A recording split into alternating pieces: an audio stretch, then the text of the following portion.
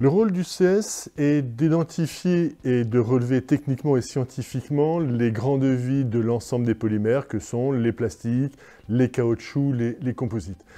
Et pour cela, en tant que scientifiques, nous devons nous projeter à 5 ans, voire 10 ans.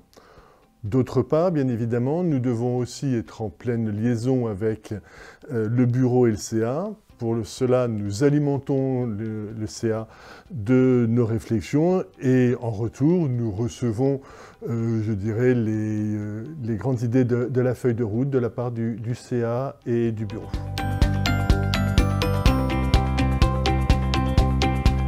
Le grand défi est d'abord de faire monter en compétence nos adhérents, qui sont essentiellement des PME, c'est-à-dire qui n'ont pas nécessairement ni le temps ni l'argent pour aller faire des grands projets. Donc il faut partir de projets simples pour aller progressivement monter vers des projets beaucoup plus complexes.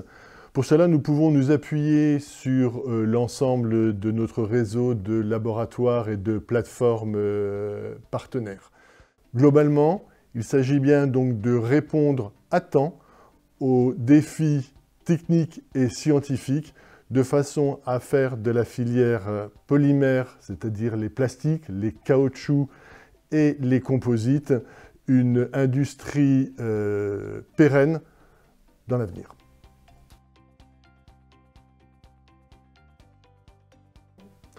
Nos grands axes de travail sont au nombre de 3.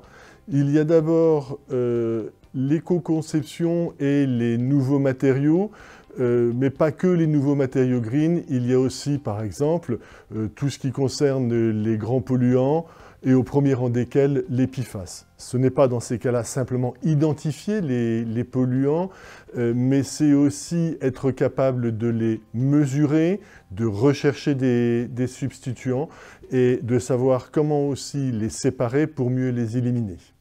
La deuxième partie concerne l'industrie 4.0, c'est-à-dire nos usines. C'est par exemple l'IA, c'est par exemple aussi donc l'humain au centre de l'entreprise. Et le dernier point, ce sont toutes les structures, les futurs matériaux de demain qui seront plus éco-conçus parce que plus fonctionnels, plus multifonctionnels. On peut parler par exemple d'électronique structurale ou de fonctionnalisation de surface, mais aussi de tous les nouveaux modes d'assemblage, le collage post-it ou autre.